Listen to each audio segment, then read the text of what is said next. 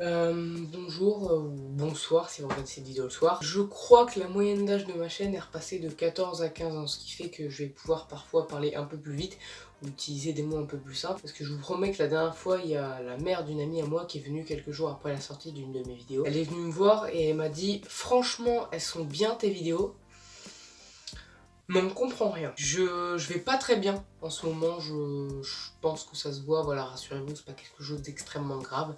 C'est un petit coup de cafard, l'adolescence, j'ai envie de vous dire, c'est un mélange du fait que dans quelques mois je vais avoir 15 ans et que du coup il me restera 3 ans avant de rentrer dans la vie active. C'est aussi un mélange d'amour parce que ça fait plusieurs mois maintenant que je suis tout seul, donc bon, voilà, je suis un ado, donc c'est pas non plus bénéfique à moi ou c'est pas non plus essentiel dans ma vie. Et ce que je veux dire, c'est que un ado, surtout moi, s'identifie beaucoup à ce qu'est amour parce que c'est plus vraiment une affection maternelle ou paternelle, c'est une affection de bite, hein, clairement, voilà, on va pas non plus se le cacher. Et en plus avec les hormones et tout, le taux d'hormones, ça j'en ai déjà parlé, mais ça aide pas, donc je pense qu'un adolescent est un chien, c'est pour ça que c'est très important pour lui d'être en couple, hein, voilà. Donc voilà, donc je sais que beaucoup en parlent déjà, mais l'amour ça peut vraiment jouer sur le moral.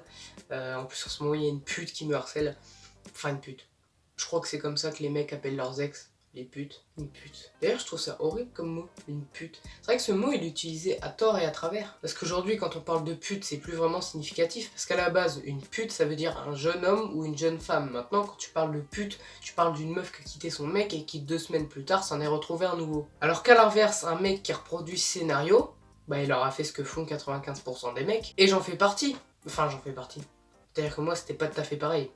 Parce que moi, j'ai trompé la meuf. En plus, c'est pareil la tromperie, c'est horrible comme truc. Alors je sais, j'avoue, moi-même j'ai trompé une fille et j'en suis pas fier. Et même si j'aurais dû me rendre compte du problème plus tôt, ça n'excuse pas un tel acte. Non, la logique des choses, c'est que tu quittes une personne pour te mettre avec une autre. Et vous avez vu que si vous êtes une meuf, dans les deux cas, vous vous ferez traiter de pute. Non, mais je trouve que tromper une personne, c'est aussi con que la phrase qui dit « je t'aime mais je te quitte ».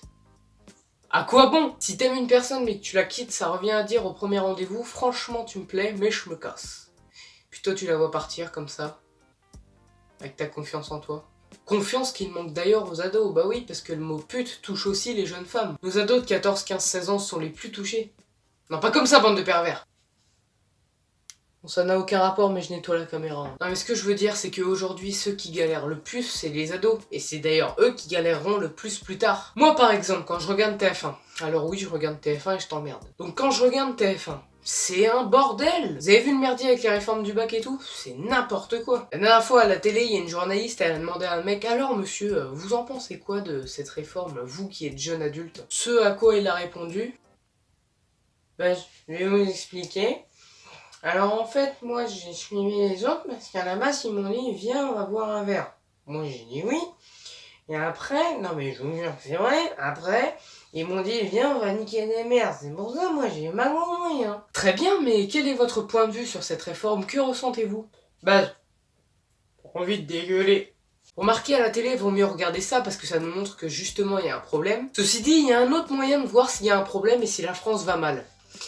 Les téléréalités. Parce que quand tu réfléchis bien, il n'y a rien de plus éloigné de la réalité que les téléréalités. Moi par exemple, j'ai une pote, quand elle voit toutes ces téléréalités à la télé, elle se dit que ça va faire beaucoup de dépressifs. Non mais ça paraît con, mais c'est vrai. Parce qu'en fait, ce qu'il y a de vicieux avec ces émissions, c'est que tous les jeunes se comparent à ça, ce qui fait qu'ils deviennent dépressifs parce qu'ils sont pas exactement pareils, ils se sentent comme des merdes. Non mais c'est vrai, mais ça paraît con comme ça, mais c'est vrai. Par exemple, les meufs, à force de regarder des téléréalités et de voir des filles avec des seins plus gros que des ballons de foot et le cul pareil, et ben ça fait des dépressifs, c'est tout. Mais je vous rassure, hein, c'est pareil pour les deux sexes, hein, les mecs par exemple.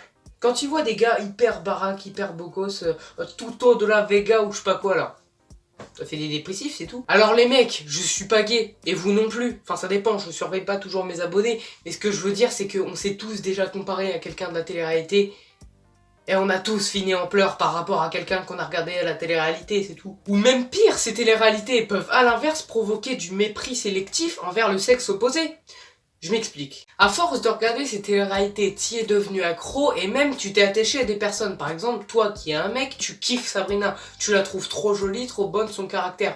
Bon, elle est conne, du coup on va pas juger sur le caractère, mais bref. Tu kiffes Sabrina. Quand une meuf vient te voir dans le collège pour te demander si tu veux sortir avec elle, tu la regardes, tu l'analyses, tourne-toi, retourne-toi.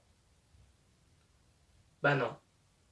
Bah non, non, non, mais t'es moche, t'as pas de forme, t'es comme Sabrina. T'es une pute.